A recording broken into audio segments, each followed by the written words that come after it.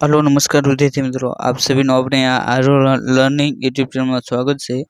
આજના વિડીયોની અંદર જે ફોરેસ્ટ ગાર્ડની પરીક્ષા જે 8/2/2024 રોજ શરૂ થઈ અને તેની પહેલી શિફ્ટની અંદર કેવા પ્રકારના પ્રશ્નો પૂછાણા હતા તે તમામ પ્રશ્નો આપણે આજના વિડીયોની અંદર સોલ્યુશન કરીશું।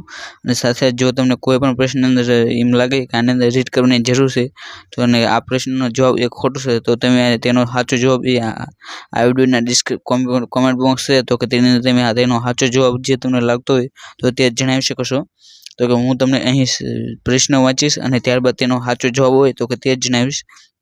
તો કે સૌથી પહેલો પ્રશ્ન તો કે સંઘ અને રાજ્યોની સેવાઓમાં નિમણૂકો માટેની એ પરીક્ષાઓ યોજવા માટે એ કઈ સંસ્થા જવાબદાર છે? તો કે જે સંઘ અને રાજ્યોની જે સેવાઓમાં જે નિમણૂક વ્યક્તિની કરવામાં આવે તો કે તેની પરીક્ષા માટે એ યુનિયન પબ્લિક સર્વિસ કમિશન એટલે કે જેને યુપીએસસી બોર્ડ કહે છે તો કે તેના દ્વારા એ પરીક્ષા લેવામાં આવશે। જ્યારે રાજ્યની અંદર જો કોઈ પરીક્ષા લેવાની હોય તો કે તેની અંદર જે અધિકારીની નિમણૂક કરે તો કે તે સ્ટેટ પબ્લિક સર્વિસ કમિશન તેવી રીતે જે ગુજરાતનું એ જીપીએસસી છે એટલે કે ગુજરાત પબ્લિક સર્વિસ કમિશન એ રાજ્યની અંદર નિમણૂક કરે છે। જ્યારે કેન્દ્ર અને રાજ્ય હોય તો એ બંને રીતે તો કે તેની અંદર યુપીએસસી આવે છે।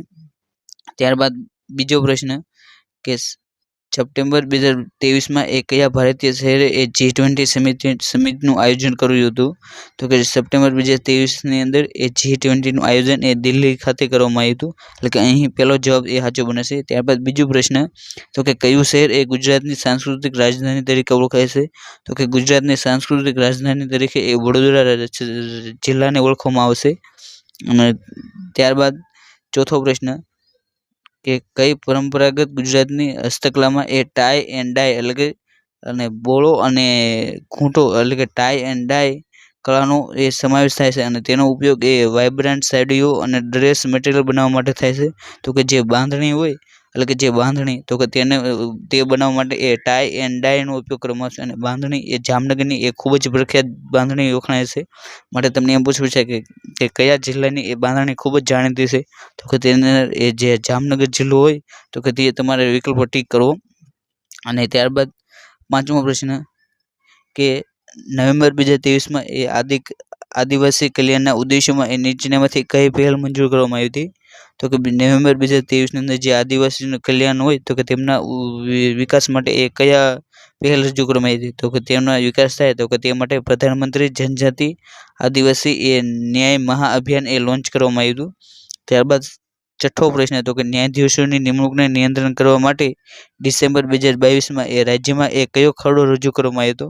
તો કે ન્યાયાધીશની જે નિમણૂક છે તો કે તેને નિયંત્રણ કરવા માટે એ 2022ની અંદર એ રાષ્ટ્રીય ન્યાયિક આયોગ એ ખરડો પસાર કરવામાં આવ્યો હતો। અને ત્યારબાદ સાતમો પ્રશ્ન કે નીચેનામાંથી ભારતીય બંધારણની એ સંઘીય વિશેષતા એટલે કે જે ફેડરલ ફ્યુચર છે પસંદ કરો તો કે તેની અંદર જે નીચેનામાંથી જે બંધારણની સંઘીય વિશેષતા છે તો કે તેની અંદર કેન્દ્ર અને રાજ્યો વચ્ચેનું એ સત્તાનું વિતરણ તો કે તે તેનો જવાબ બનશે। અને ત્યારબાદ આપણે આઠમો પ્રશ્ન જોઈએ તો કે ગુજરાતમાં મહાત્મા ગાંધી દ્વારા એ ગુજરાત વિદ્યાપીઠની રચના કરવા પાછળ એ કઈ ઐતિહાસિક ઘટના જવાબદાર હતી? તો કે ગુજરાતની અંદર જે ગુજરાત વિદ્યાપીઠ આવી છે જેની સ્થાપના એ 18 ઓક્ટોબર 1920ની અંદર કરવામાં આવી। તો કે જે સ્થાપના થઈ તો કે તેની પાછળ એ જે અસહકારનું આંદોલન હતું જે 1920ની અંદર જે ગાંધીજી દ્વારા શરૂ કરવામાં આવ્યું તો કે તે સ્થાપના માટે જવાબદાર હતું। ત્યારબાદ નવમો પ્રશ્ન તો કે ગુજરાતમાં એ કયા આંદોલનનો હેતુ એ દારૂના સેવન પર અંકુશ મૂકવાનો હતો? તો કે ગુજરાતની અંદર જે સંયમ ચળવળ થઈ તો કે તેનો હેતુ એ દારૂનું જે સેવન હતું તો કે તેની ઉપર એ અંકુશ મૂકવાનો માટેનો હતો। અને ત્યારબાદ 10મો પ્રશ્ન કે મહાત્મા ગાંધીની આગેવાની હેઠળના એ ભારતના સ્વતંત્ર સંગ્રામમાં એ કઈ ઘટનાને એ મીઠાનો સત્યાગ્રહ તરીકે ઓળખવામાં આવશે? તો કે ગાંધીજી દ્વારા જે દાંડી કૂચ થઈ જે 12 માર્ચ 1930ની અંદર જે અમદાવાદથી શરૂઆત કરવામાં આવી હતી અને જે દાંડી શહેર છે તો કે ત્યાં તે પૂરું કરવામાં આવ્યું તો કે તે દાંડી મીઠાનો સત્યાગ્રહ તો કે તે દાંડી કૂચ તરીકે ઓળખવામાં આવે છે। અને ત્યારબાદ 11મો પ્રશ્ન કે ભારતમાં આંતરરાજ્ય પરિષદોની બેઠકોની અધ્યક્ષતા એ કોણ કરે છે? તો કે ભારતની અંદર જે આંતરરાજ્ય પરિષદો હોય તો કે તેની બેઠકની અધ્યક્ષતા એ ભારતના જે વડાપ્રધાન હોય તો કે તેમના દ્વારા તેની અધ્યક્ષતા કરવામાં આવશે। ત્યારબાદ 52મો પ્રશ્ન તો કે ભારતમાં કયા રાજ્યએ ભ્રષ્ટાચાર હોય તો કે તેને કાબૂમાં લેવા અને મિલકતના વ્યવહારોમાં પારદર્શિકતા સુનિશ્ચિત કરવાના હેતુથી જમીનના રેકોર્ડને ડિજિટલ કરવાની નીતિ રજૂ કરી છે। તો કે તેનો જવાબ આવે કર્ણાટક। અને ત્યારબાદ 13મો પ્રશ્ન કે ગુજરાતના કયા શહેરમાં મહાત્મા ગાંધીએ તેમના આશ્રમ સ્થાપ્યો હતો અને જે વિવિધ સામાજિક અને રાજકીય પ્રવૃત્તિઓનું કેન્દ્ર બન્યું હતું? તો કે જે કયા શહેર તો કે તમને અહીં શહેર પૂછ્યું છે માટે આનો જે 13મો પ્રશ્ન છે તો કે તેની અંદર તમારે રીડ કરી નાખવી, કેમ કે આની અંદર તમને શહેર પૂછ્યું છે માટે અહીં તમારે જે અમદાવાદ શહેર પસંદ કરવાનું। એટલે કે 13મો પ્રશ્ન 8/2/2024નો જે શિફ્ટ 1નો જે 13મો પ્રશ્ન છે તેની અંદર જે પણ વિદ્યાર્થીઓ પરીક્ષા આપી હોય તો કે તેની અંદર 13મા પ્રશ્ન માટે તમારે સૌ કોઈ રીડ કરી લેવી। એટલે કે અને ત્યારબાદ આપણે 14મો પ્રશ્ન કે ભારતે 2023માં મહિલા આરક્ષણ ખરડો ક્યારે પસાર કર્યો હતો? તો કે જે મહિલા આરક્ષણ ખરડો હતો તો કે તે સપ્ટેમ્બર 2023ની અંદર પસાર કરવામાં આવ્યો હતો। અને ત્યારબાદ 15મો પ્રશ્ન તો કે ગુજરાતમાં કયો જનજાતિ સમુદાય પશુપાલકો તરીકે ઓળખાય છે? તો કે જે માલધારી સમુદાય છે તો કે તે મુખ્યત્વે પશુપાલક તરીકે વ્યવસાય તરીકે જોડાયેલો છે। અને ત્યારબાદ 16મો પ્રશ્ન કે ગુજરાતનું કયું શહેર બાંધણી તરીકે ઓળખાય છે અને તેની કાપડના બંધેજ અને રંગાણની કલા માટે પ્રખ્યાત છે? તો કે તેની અંદર ભુજ। તો કે જે અહીં તમને જામનગર તો કે તે જામનગર ઓપ્શનમાં નથી માટે તેની માટે જે ભુજ છે માટે તમારે જો જામનગર અને ભુજ હોય તો તમારે જામનગર પહેલાં પસંદ કરવું, પરંતુ અહીં જામનગર નથી માટે તમારે ભુજની પસંદગી કરવાની। ત્યારબાદ 17મો પ્રશ્ન તો કે લોહીને ચોક્કસ રીતે ગંઠાઈ જવા માટે કયું વિટામિન જરૂર છે અને તે લીલા પાંદડાવાળા શાકભાજીમાં જોવા મળે છે? તો કે તે લોહીને ગઠાઈ જાય તો કે તે માટે વિટામિન કેની જરૂરિયાત ખૂબ જ પડે છે, એટલે કે અહીં ઓપ્શન 2 સાચો બને છે। ત્યારબાદ 18મો પ્રશ્ન તો કે ગુજરાતની કઈ નદી સરદાર સરોવર ડેમના સૌથી મોટા જળાશય માટે જાણીતી છે? તો કે ગુજરાતની જે નર્મદા નદી છે તો કે તે સરદાર સરોવર ડેમના સૌથી મોટા જળાશય માટે ખૂબ જ જાણીતી છે। અને ત્યારબાદ 19મો પ્રશ્ન કે ગુજરાતમાં કાઠિયાવાડ દ્વીપકલ્પ છે તો કે તે શેનો બનેલો છે? તો કે ગુજરાતની અંદર જે કાઠિયાવાડ દ્વીપકલ્પ છે તો કે તે ડેક્કન લાવા એટલે કે જે જ્વાળામુખીથી જે પથ્થરો હોય તો કે તેના દ્વારા તે બનેલો છે। અને ત્યારબાદ 20મો પ્રશ્ન તો કે આપેલ વિકલ્પોમાંથી અલગ તરી આવતા વિકલ્પોને પસંદ કરો। એટલે કે સંકેત અને મૂળ કાર્ય તો કે આની અંદર જે તમને અલગ પડતું હોય તો કે તે તમારે વિકલ્પો પસંદ કરવાનું છે। તો કે તેને પોષક તત્વોનું તો કે શોષણ, પછી પાણીનું શોષણ, સોનનું નિર્ધારણ, તો કે વાયુનું વિનિમય તો કે તેને જે ચોથો ઓપ્શન છે તો કે તે અલગ પડે છે। ત્યારબાદ 21મો પ્રશ્ન તો કે મુન્દ્રા બંદર ભારતનું સૌથી મોટું વેપારી બંદર છે અને તે કયા અખાતમાં આવેલું છે? તો કે જે મુન્દ્રા બંદર છે તો કે તે કચ્છના અખાતની અંદર આવેલું છે। અને જો તમને પૂછે કે મુન્દ્રા બંદર કયા જિલ્લાની અંદર આવેલું છે તો કે મુન્દ્રા બંદર કચ્છ જિલ્લાની અંદર આવેલું છે।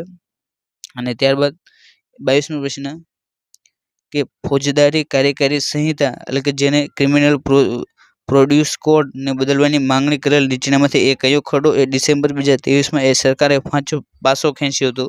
તો કે ભારતીય નાગરિક સુરક્ષા સંહિતા જે કાયદો હતો તો કે એ ભારત સરકાર દ્વારા ડિસેમ્બરની અંદર પાસો ખેંચી લેવામાં આવ્યો હતો।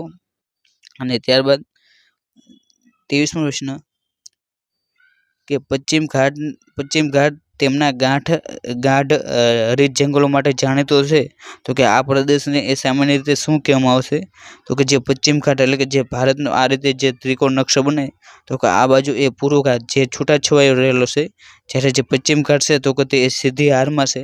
તો કે જે પશ્ચિમ ઘાટ છે તો કે તેને સહ્યાદ્રીની પર્વતમાળા તરીકે પણ ઓળખવામાં આવશે માટે અહીં ઓપ્શન 4 તેનો જવાબ બને છે। અને ત્યારબાદ 24મો પ્રશ્ન તો કે કયું પરંપરાગત લોકનૃત્ય ગુજરાત સાથે સંકળાયેલું છે અને જે ચમકદાર પોશાક અને ઉર્જાસભર હિલચાલોથી ઓળખાય છે? તો કે તેની અંદર જે ગરબા નૃત્ય છે એટલે કે જે નવરાત્રિની અંદર જે બધા વિદેશીઓ અને જે કોઈ ગરબા લેતું હોય તો કે તેની અંદર તમે જોયું હોય તો કે જે ચળચળાક અને જે પોશાક અને જે ઉર્જાસભર હિલચાલોથી જે ઓળખાય તે નૃત્ય ખૂબ જ જાણીતું છે। અને ત્યારબાદ 25મો પ્રશ્ન કે લોકસભાની ચૂંટણી માટે કઈ ચૂંટણી પદ્ધતિનો ઉપયોગ કરવામાં આવશે? તો કે જે લોકસભાની ચૂંટણી હોય તો કે તેની માટે એ ફર્સ્ટ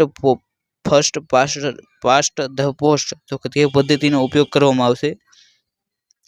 અને જ્યારે રાષ્ટ્રપતિની જ્યારે રાજ્યસભાની ચૂંટણી હોય તો કે તેને એકલ બદલીપાત્ર અને પ્રમાણસર પ્રતિનિધિત્વ તે પદ્ધતિનો ઉપયોગ કરવામાં આવશે. જ્યારે લોકસભાની ચૂંટણી એ ફર્સ્ટ પાસ્ટ ધ પોસ્ટ પદ્ધતિનો ઉપયોગ કરવામાં આવશે. અને ત્યારબાદ એ 26મો પ્રશ્ન કે 5 સાથીદારો એ એમ, એન, ઓ, પી અને ક્યુ ની ઉંમર એ નીચે મુજબ છે અને એમ એ એન કરતાં મોટો છે પણ ઓ કરતાં એ નાનો છે તો પી માત્ર ઓ ક્યુ એટલે કે જે પી છે પી માત્ર એ ક્યુ કરતાં નાનો છે તો કે સૌથી નાનો એ કોણ થાય તો કે સૌથી નાનો એ એન થાય. તો કે અહીં ઓપ્શન એ તેનો સાચો જવાબ બને છે. ત્યારબાદનો પ્રશ્ન તો કે 3 સંખ્યાઓની સરેરાશ એ 20 છે અને જો 2 સંખ્યાનો સરવાળો એ 11 અને 21 હોય તો ત્રીજી સંખ્યા કઈ છે તો કે તેની અંદર તમારે જે 3 સંખ્યા છે તો કે તેનો અંદર 3 સંખ્યાનો એ 20 સાથે ગુણાકાર કરવાનો અને તેની અંદર 21 અને જે 11 છે તો કે તે બાદ કરતાં જે સંખ્યા વધે તો કે તે ત્રીજી સંખ્યા હોય તો કે તેનો જવાબ એ 28 આવે છે. અને ત્યારબાદ એ 28મો પ્રશ્ન કે અહીં 4 અક્ષર એ સમૂહમાં આપવામાં આવ્યા છે અને તેમના 3 અમુક ચોક્કસ રીતે એ સરખા છે અને એક અલગ પડે છે તો તે અલગ પડતા અક્ષર સમૂહને એ પસંદ કરો. તો કે આની અંદર જે તમને 4 નામ આપવા એટલે કે જે આ રીઝનિંગનો સવાલ છે તો કે તેની અંદર તમારે જે અલગ પડતો હોય તો કે તે પસંદ કરવાનું. તો કે આની અંદર તમામ એ ક્રમ પ્રમાણે છે. જ્યારે એસ અને જી રહ્યું તો કે તે ક્રમ પ્રમાણે નથી માટે તે અલગ પડે છે. અને ત્યારબાદ 29મો પ્રશ્ન કે જો 2a = 3b = 6c હોય તો a જેમ b જેમ c શોધો તો કે તેનો જવાબ આવે 20:15:12 તેનો જવાબ બને છે. અને ત્યારબાદ 30મો પ્રશ્ન તો કે હું 10 કિમી પ્રતિ કલાકની ઝડપે ચાલું છું અને 2 કલાકમાં એ ગંતવ્ય સ્થાને પહોંચું છું. જો હું મારી ઝડપ એ 2 કિમી પ્રતિ કલાક વડે એ વધારીશ તો હું મારા જે સ્થળ છે તો કે ત્યાં એ કેટલો વહેલો પહોંચીશ તો કે ત્યાં હું એ 40 મિનિટ વહેલો પહોંચીશ. અને ત્યારબાદ 31મો પ્રશ્ન કે આપેલ શ્રેણીમાં એ પ્રશ્ન ચિહ્નની જગ્યાએ એ કઈ સંખ્યા હોય તો કે તેની અંદર તમને આ જે શ્રેણી આપવામાં આવી છે તો કે તેની અંદર જે અહીં પ્રશ્ન ચિહ્ન છે તો કે ત્યાં એ 75 જવાબ આવે છે. અને ત્યારબાદ એ 32મો પ્રશ્ન કે જો દરેક સંખ્યાને એ ઉલટાવી દેવામાં આવે તો આ રીતે બનેલી સૌથી મોટી સંખ્યાનો એ એકમનો અંક નીચેનામાંથી કયો હોય તો કે તે તમને અહીં જે સંખ્યા આપવામાં આવી છે તો કે તેને તમારે બધાને ઉલટાવવાની અને તેની અંદર જે સૌથી મોટી સંખ્યા હોય તો કે તેનો તમારે એકમનો અંક ગોતવાનો તો કે તેની અંદર જે મોટી સંખ્યા બનશે તો કે તેનો એકમનો અંક એ 2 હશે. અને ત્યારબાદ 33મો પ્રશ્ન તો કે 7 પરિણામોની સરેરાશ એ 56 છે અને પ્રથમ 6 જે પરિણામ છે તો કે તેની સરેરાશ એ 55 છે. તો જે 7મું પરિણામ છે તો કે તેની સરેરાશ એ કેટલી હોય તો કે તમારે જે 6 ગુણ્યા જે 6 ની સરેરાશ છે તો કે તે સરવાળો ગુણાકાર કરવાનો અને તેનો જે જવાબ આવે એ 7 ને ગુણ્યા 56 તો કે તેની અંદરથી તે બાદ કરતા જે જવાબ આવે તે તમારે એ 7મું પરિણામ હશે તો કે તેનો જવાબ એ 62 તેનો જવાબ બને છે. એટલે અહીં ત્રીજો ઓપ્શન એ સાચો બને છે. અને ત્યારબાદ એ 34મો પ્રશ્ન કે 50ના 30% એ 30ના 20% કરતાં એ કેટલા મોટા થાય તો કે તેની અંદર જવાબ બને છે એ 9 મોટા થાય. અને ત્યારબાદ એ 35મો પ્રશ્ન કે 18 જાન્યુઆરી 1969ના રોજ એ અઠવાડિયાનો એ કયો દિવસ હશે તો કે તમારે અહીં જે વાર કેલેન્ડરના જે દાખલા છે તો કે તેની અંદરથી સવાલ પૂછવામાં આવ્યો છે તો કે તેની અંદર જવાબ આવે શનિવાર તમારો જવાબ આવે છે. અને ત્યારબાદ એ 36મો પ્રશ્ન તો કે 117માં એક વસ્તુને એ વેચવાથી એક માણસને 10% નુકસાન થાય છે તો તેને 5% લાભ મેળવવા માટે તેને એ કઈ કિંમતે વેચવી જોઈએ તો કે તેને એ જો તે 136.50 રૂપિયામાં વેચે તો તેને 5% લાભ થાય. અને ત્યારબાદ એ 37મો પ્રશ્ન એટલે કે તમને 37મા પ્રશ્નની અંદર એ રીઝનિંગનો એક ડાયાગ્રામ આપવામાં છે એટલે કે આપેલ પાઈ ચાર્ટમાં એ 5 વિવિધ શાળાઓમાં એ વિદ્યાર્થીઓની ટકાવારી દર્શાવે છે. વિદ્યાર્થીઓની એ કુલ સંખ્યા એ 50,000 છે. જો છોકરીઓની સંખ્યા એ એટલે કે જો છોકરાઓની સંખ્યા એ છોકરીઓની સંખ્યા કરતાં 3 ગણી હોય તો કેમાં એ છોકરાઓની સંખ્યા શોધો. તો તો કે તમે તેનો જવાબ આવે છે 3750 એ તેનો જવાબ આવશે, એટલે કે અહીં ઓપ્શન એ તેનો જવાબ બને છે।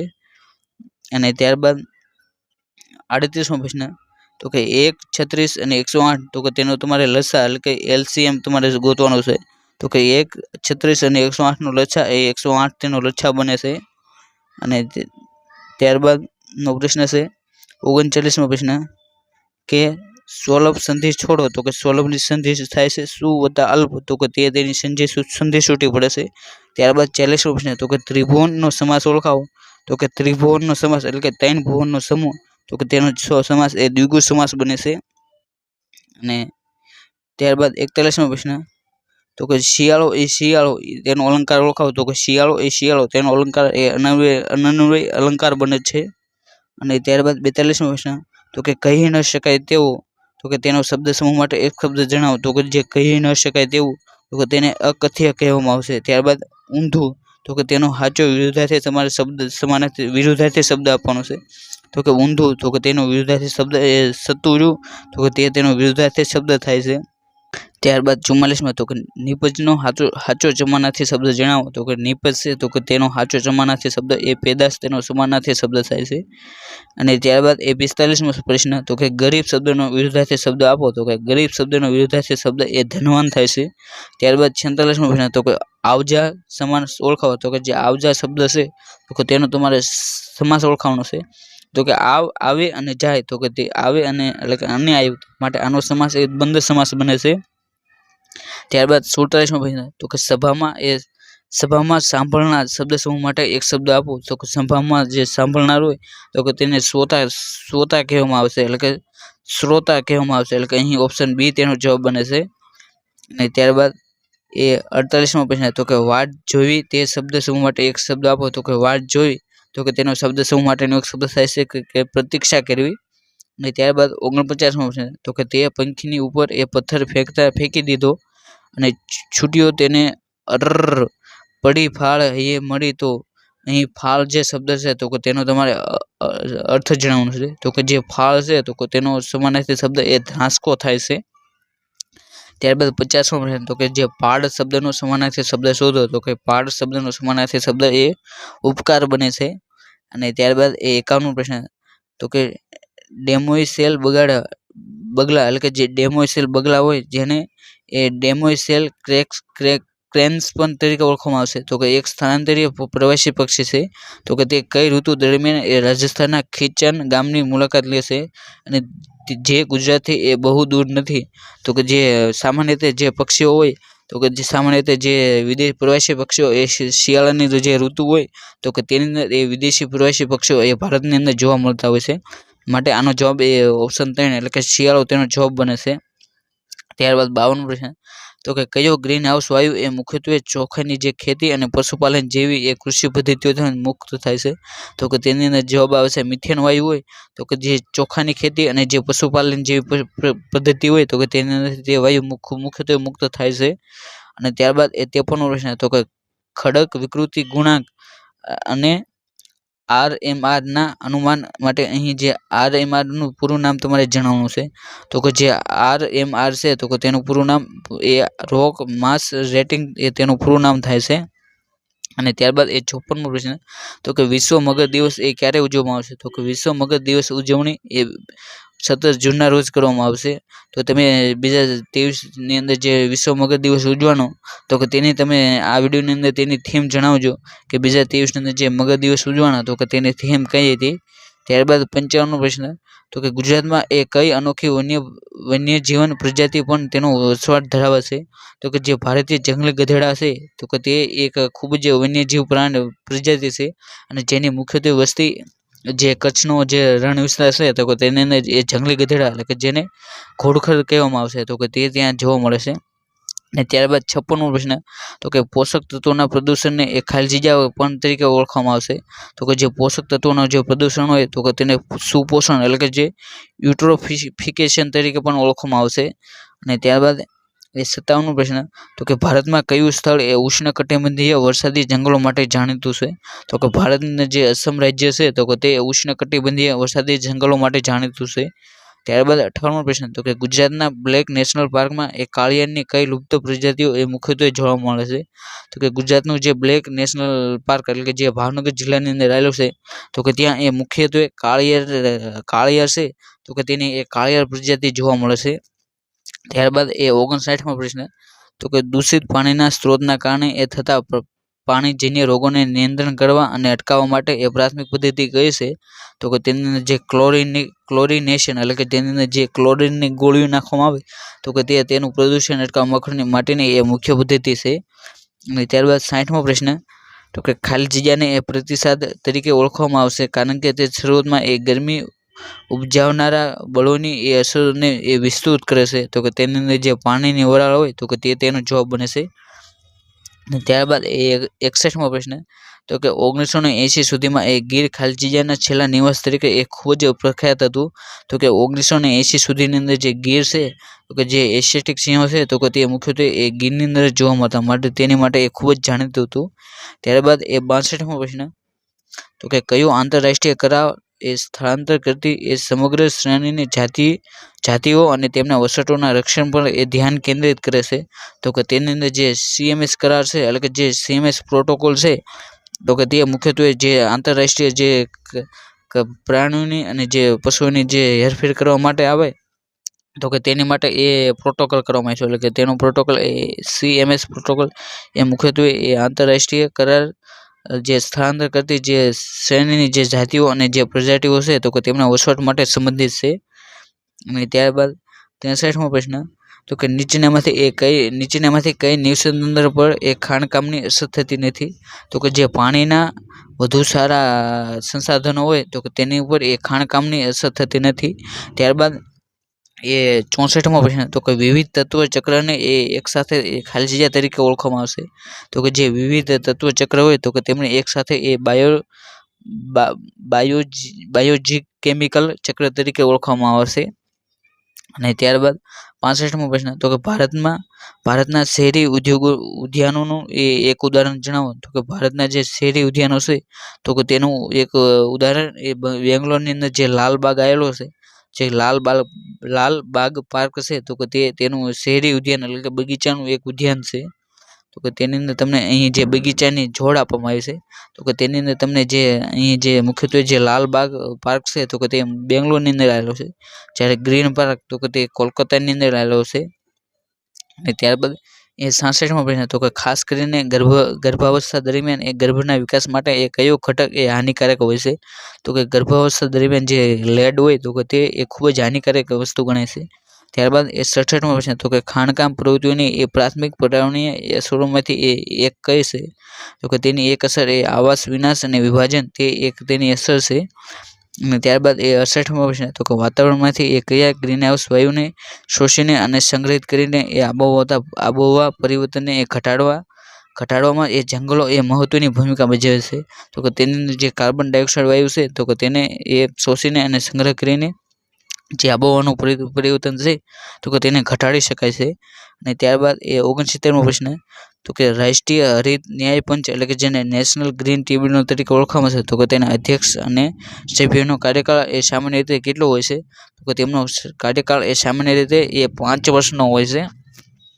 અને ત્યારબાદ 70મો પ્રશ્ન તો કે ઐતિહાસિક પેરિસ કરાર આ સદીમાં એ વૈશ્વિક તાપમાનના વધારાને એ ખાલી જગ્યા સેલ્સિયસથી નીચે રાખીને એ આબોહવા પરિવર્તનના ખતરા સામે એ વૈશ્વિક પ્રતિભાવને એ મજબૂત કરવાની એ બધા દેશોની એ તક પૂરી પાડે છે. તો કે તેની અંદર જે 2 ડિગ્રીથી એ જે વિશ્વનું તાપમાન વધી રહ્યું છે તો કે તેને 2 ડિગ્રીથી એ નીચું રાખવાની માટે એ પેરિસ કરાર કરવામાં આવ્યો છે. અને ત્યારબાદ 71મો પ્રશ્ન તો કે નીચેનામાંથી કયો વાયુ એ મહત્તમ ગ્લોબલ વોર્મિંગ પેન્સિલિયન એટલે કે જેને GWP ધરાવે છે તો કે તેની અંદર જે નાઇટ્રસ ઓક્સાઇડ છે તો કે તે સૌથી વધુ એ ગ્લોબલ વોર્મિંગ પોટેન્શિયલ ધરાવે છે. અને ત્યારબાદ એ 72મો પ્રશ્ન તો કે નેશનલ ગ્રીન ટ્રિબ્યુનલની સ્થાપના ક્યારે કરવામાં આવી હતી? તો કે નેશનલ ગ્રીન ટ્રિબ્યુનલની સ્થાપના 2010ની અંદર કરવામાં આવી હતી અને જેનું મુખ્ય મથક એ નવી દિલ્હી ખાતે આવેલું છે. અને ત્યારબાદ 73મો પ્રશ્ન તો કે મ્યુનિસિપલ સોલિડ વેસ્ટ હેઠળ કયા પ્રકારનો કચરો આવશે? તો કે મ્યુનિસિપલ સોલિડ વેસ્ટ હેઠળ પ્લાસ્ટિક અને જે કાગળનો કચરો હોય તો કે તે મ્યુનિસિપલ સોલિડ વેસ્ટ હેઠળ આવશે. અને ત્યારબાદ 74મો પ્રશ્ન તો કે ઇલેક્ટ્રોનિક કચરાના નિરાકરણ માટેનો શ્રેષ્ઠ ઉપાય કયો છે? તો ઇલેક્ટ્રોનિક કચરાના નિરાકરણ માટેનો શ્રેષ્ઠ ઉપાય જે કચરો હોય તો કે તેનો રિસાયકલ કરીને તેનો પાછો ઉપયોગ કરવો તે તેની માટેનો બેસ્ટ ઉપયોગ છે.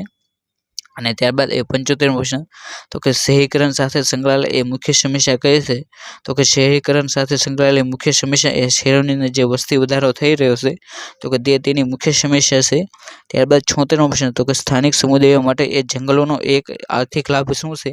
તો કે જે સ્થાનિક સમુદાયો છે જે જંગલોની અંદર રહે છે તો કે તેમનો જંગલનો આર્થિક લાભ પ્રવાસન અને મનોરંજનની જે તકો તેની અંદર મળી રહેશે તો કે તેનો મુખ્ય હેતુ રહેલો છે. અને ત્યારબાદ 77મો પ્રશ્ન તો કે નવસ્થાન એટલે કે જેને એક્સ-સિટુ જૈવ વિવિધતાનો ફાયદો નીચેનામાંથી કયો છે? તો કે જે નવસ્થાન એટલે કે જે એક્સ-સિટુ છે તો કે તેનો મુખ્યત્વે ફાયદો લુપ્તપ્રાય પ્રજાતિઓના સંરક્ષણ માટે જનીન ટેકનોલોજીનો ઉપયોગ કરી અને શકાય તો કે તેનો મુખ્ય હેતુ છે. અને ત્યારબાદ 78મો પ્રશ્ન તો કે ગુજરાત જૈવ વિવિધતા બોર્ડ એટલે કે જેને GSBBની સ્થાપના ક્યારે કરવામાં આવી હતી? તો કે ગુજરાત જૈવ વિવિધતા બોર્ડની સ્થાપના 2006ની અંદર કરવામાં આવી હતી. ત્યારબાદ 79મો પ્રશ્ન તો કે પ્રોટોકોલ જેનો ઉદ્દેશ્ય માનવ ઉત્પાદિત રસાયણોને ઘટાડવાનો છે અને જે ઓઝોન સ્તરને ક્ષીણ કરે છે તો કે તે ખાલી જગ્યા છે તો કે તેની અંદર જે મોન્ટ્રીયલ પ્રોટોકોલ છે તો કે તેનો મુખ્યત્વે હેતુ માનવ ઉત્પાદિત રસાયણો છે તો કે તેને ઘટાડવાનો છે અને જેનાથી જે ઓઝોનનું સ્તર છે તો કે તેને નુકસાન પહોંચી રહે છે. અને ત્યારબાદ 80મો પ્રશ્ન તો કે કઈ ઘટના માનવ પ્રવૃત્તિઓને લીધે વૈશ્વિક તાપમાનમાં ધીમો વધારો દર્શાવશે? તો કે જે ગ્લોબલ વોર્મિંગની ઘટના છે તો કે તેને કારણે જે વૈશ્વિક તાપમાન છે તો કે તેની અંદર ધીમે ધીમે વધારો થઈ રહ્યો છે. અને ત્યારબાદ 81મો પ્રશ્ન તો કે મુખ્યત્વે ઝડપી શહેરી અને ઔદ્યોગિક વિકાસના પગલે વધેલ પ્રદૂષણ અને વસવાટની જે નાબૂદીના લીધે કયો પર્યાવરણીય પડકાર ઊભો થાય છે? તો કે તેની અંદર જે વસવાટનું અલાયદીકરણ છે તો કે તેના કારણે પડકાર ઊભો થાય છે. ત્યારબાદ 82મો પ્રશ્ન તો કે કયું ભારતીય રાજ્ય વાંસ આધારિત ઉદ્યોગમાં તેના નોંધપાત્ર યોગદાન માટે જાણીતું છે? તો કે જે અસમ રાજ્ય છે તો કે તે તેના વાંસના ઉત્પાદન માટે ખૂબ જ જાણીતું છે. અને ત્યારબાદ 83મો પ્રશ્ન તો કે પર્યાવરણીય અસર ઓછી થાય તે રીતે બગાડ કે કચરો ઘટાડવાની અને જૂની સામગ્રીને ફરી ઉપયોગ કરી નવી સામગ્રી બનાવવાની પ્રક્રિયાને શું કહેવામાં આવશે? તો કે તેને જે પ્રક્રિયા છે તો કે તેને અપસાયકલિંગ કહેવામાં આવશે. અને ત્યારબાદ 84મો પ્રશ્ન તો કે કઈ આંતરરાષ્ટ્રીય સંસ્થા વૈશ્વિક જૈવ વિવિધતાના સંરક્ષણ અને કુદરતી સંસાધનોના ટકાઉ ઉદ્યોગોને પ્રોત્સાહન આપવા પર કેન્દ્રિત કરે છે? તો કે તેની જે WWF એટલે કે જે world wild fund for nature છે તો કે તે સંસ્થા જૈવ વિવિધતાના સંરક્ષણ અને કુદરતી સંસાધનોના ટકાઉ ઉપયોગોને પ્રોત્સાહન આપવા માટે પોતાનું ધ્યાન કેન્દ્રિત કરે છે. અને ત્યારબાદ 85મો પ્રશ્ન તો કે એશિયાઈ સિંહને પુનઃસ્થાપિત કરવા માટેનો આદર્શ વસવાટ એવું વન્યજીવ પર્યાવરણ અભયારણ્ય ખાલી જગ્યા છે તો કે જે કુન્નો પાલનપુર વન્યજીવ અભયારણ્ય છે તો કે તેની અંદર એશિયાટિક સિંહોને વસવાટ કરવા માટે વૈકલ્પિક યોજના ઘડવામાં આવી છે. એટલે કે જે ગુજરાતની અંદર જે ગીર સિંહો છે તો કે તેને થોડાકને કુન્નો પાલનપુર જે વન્યજીવ અભયારણ્ય છે તો કે ત્યાં સ્થાનાંતર કરવાની યોજના ઘડવામાં આવી રહી છે. ત્યારબાદ 86મો પ્રશ્ન તો કે ગુજરાત રાજ્યમાં ખાલી જગ્યા અભયારણ્ય અને રાષ્ટ્રીય ઉદ્યાનો આવેલા છે? તો કે ગુજરાતની અંદર કુલ 23 અભયારણ્યો અને 4 રાષ્ટ્રીય ઉદ્યાનો આવેલા છે. અને ત્યારબાદ 87મો પ્રશ્ન તો કે જળ પ્રદૂષણ જૈવ વિઘટનીય કાર્બનિક પદાર્થ ખાલી જગ્યા દ્વારા રજૂ થાય છે? તો કે તેને જવાબ આવે જૈવિક ઓક્સિજનની માંગ. ત્યારબાદ 88મો પ્રશ્ન તો કે ગુજરાત રાજ્યના કયા જિલ્લામાં દીપડો જોવા મળતો નથી? તો કે જે અમદાવાદ જિલ્લો આવેલો છે તો કે તેની અંદર દીપડો જોવા મળતો નથી. ત્યારબાદ 89મો પ્રશ્ન તો કે કચરામાં ન્યુરોટોક્સિન્સ હોય છે અને જે સેન્ટ્રલ નર્વસ સિસ્ટમમાં વિકાસને અવરોધી શકે છે તો કે તે કચરો કયો છે? તો કે તેની અંદર જે લીડ અને જે પારો કચરો છે તો કે તે સેન્ટ્રલ નર્વસ સિસ્ટમ છે તો કે તેના વિકાસને ખૂબ જ અવરોધ કરે છે. અને ત્યારબાદ 90મો પ્રશ્ન तो कि प्राथमिक परिबळ कयुं छे जे जंगलमां आग लगाड़ी शके छे तो कि जे वीजળી छे तो कि ते जंगलनी अंदर आग लगाड़ी शके छे। त्यारबाद 91मो प्रश्न तो कि कया आंतरराष्ट्रीय कचरानो हेतु ए ग्लोबल वोर्मिंगने पूर्व अने औद्योगिक स्तरनी तुलनामां 2 डिग्री सेल्सियस थी नीचे मर्यादित करवानो हतो। तो कि जे पेरिस करार हतो तो कि तेनो मुख्य हेतु ए जे तापमान हतुं तो कि तेने 2 डिग्री थी नीचे करवानो तेनो मुख्य हेतु हतो। એટલે કે આ પ્રશ્નનો જવાબ તમને આગળ પણ મળી ગયેલો છે માટે જે વિદ્યાર્થીઓએ આ બે પ્રશ્ન આવડે સાચા હોય તો કે તે આ વિડીયોને લાઈક કરી શકે છે। ત્યારબાદ 92મો પ્રશ્ન તો કે સખત રેસા એ ખાલજીયામાંથી એ કાઢવામાં આવે છે તો કે જે સખત રેસા હોય તો કે તે એ ભાંગના જે પાંદડા હોય જેને હેમ્પ લીવ્સ કહેવામાં આવે છે તો કે તેની અંદરથી તે કાઢવામાં આવે છે। ત્યારબાદ 93મો પ્રશ્ન તો કે ખાલજીયા નામના દુર્લભ અને લુપ્તપ્રાય પક્ષીઓની એ બે પ્રજાતિઓ એ ગુજરાતના બરડા અભયારણ્યમાં જોવા મળે છે તો કે જે સ્પોટેડ ઈગલ અને જે ક્રેસ્ટેલ હોક ઈગલ છે તો કે તેની પ્રજાતિઓ એ ગુજરાતનું જે બરડા અભયારણ્ય આવેલું છે તો કે તેની અંદર જોવા મળે છે। ત્યારબાદ 94મો પ્રશ્ન તો કે ખાલજીયા દક્ષિણના રાજ્યોના એ જળ ચક્રનું નિયમન કરવામાં અને જમીનના ધોવાણ સામે એ રક્ષણ કરવામાં એ મદદ કરે છે તો કે જે પશ્ચિમ ઘાટ છે તો કે જે જમીનનું ધોવાણ થાય તો કે તેને અટકાવવા માટે એ પશ્ચિમ ઘાટ એ ખૂબ જ ઉપયોગી બને છે। ત્યારબાદ 95મો પ્રશ્ન તો કે એસિડ વર્ષાનું મુખ્ય કારણ શું છે તો કે એસિડ વર્ષાનું મુખ્ય કારણ એ જે ઉર્જા મથકો છે તેનું મુખ્ય કારણ છે। અને ત્યારબાદ 96મો પ્રશ્ન તો કે આમાંથી કઈ એસિડ વર્ષાથી એ બચવાની પદ્ધતિ નથી તો કે જેની અંદર જે અશ્મિભૂત ઈંધણને બદલે એ નવીનીકરણ ઉર્જાના ઉત્પાદન અને ઉપયોગને એ નિરુત્સાહી કરો તો કે તે એસિડ વર્ષાથી બચવા માટેની એ પદ્ધતિ નથી। ત્યારબાદ 97મો પ્રશ્ન તો 1952માં એ ગાઢ ઘુમ્મસ કયા શહેરમાં સર્જાયું હતું તો કે 1952ની અંદર જે ગાઢ ઘુમ્મસ છે તો કે તે એ લંડનની અંદર સર્જાયું હતું। ત્યારબાદ 98મો પ્રશ્ન તો કે વૃક્ષો અને જંગલોના વિનાશને એ ખાલી જગ્યા કહેવામાં આવશે તો કે જે વૃક્ષો અને જંગલોનો વિનાશ હોય તો કે તેને ડિફોરેસ્ટેશન કહેવામાં આવે છે। અને ત્યારબાદ 99મો પ્રશ્ન તો કે અર્બન હીટ આઇલેન્ડ એટલે કે જેને UHI અસરની એ પ્રાથમિક કારણ શું હતું તો કે જે અર્બન હીટ આઇલેન્ડ હતું તો કે તેનું પ્રાથમિક કારણ એ શહેરી બાંધકામ અને ઇમારતી માળખામાંથી જે અતિશય ગરમીનું ઉત્સર્જન થયું તો કે તે અર્બન હીટ આઇલેન્ડ તરીકે ઓળખવામાં આવશે। ત્યારબાદ 100મો પ્રશ્ન તો કે પારિસ્થિતિક નિકેત અથવા તો જે નિકેત સિદ્ધાંતની વિભાવના એ ખાલી જગ્યા દ્વારા રજૂ કરવામાં આવી હતી જો કે જે પારિસ્થિતિક નિકેત અને જે નિકેત સિદ્ધાંત છે તો કે તેની વિભાવના એ જે ગ્રીનેલ દ્વારા રજૂ કરવામાં આવી હતી। એટલે કે આપણે આજના વિડીયોની અંદર જે 8/2/2024ની અંદર જે ફોરેસ્ટ ગાર્ડની શિફ્ટ 1ની અંદર જે સવાલો પૂછાણા તો કે તે તમામ સવાલો જોયા અને તેની અંદર કયા પ્રશ્નની તમારે રીડ કરવી તો કે તે પણ જોયું। જો તમને આ વિડીયો ગમ્યો હોય તો આ વિડીયોને લાઈક કરી શકશો અને જો આ વિડીયોને શેર કરવામાં લાગ્યો તો શેર કરો અને જો આ વિડીયોને હજી સુધી તમારા ફ્રેન્ડ્સ હજી સુધી બીજા વિડીયો ન જોયો તો તમે બીજા વિડીયો પણ જોઈ શકશો અને જો હજી સુધી તમે આપણી ટેલિગ્રામ ચેનલની અંદર ન જોડાયો તો તમે આપણી ટેલિગ્રામ ચેનલની અંદર પણ જોડાઈ શકો છો। Thank you for watching this video. જય હિન્દ જય ભારત।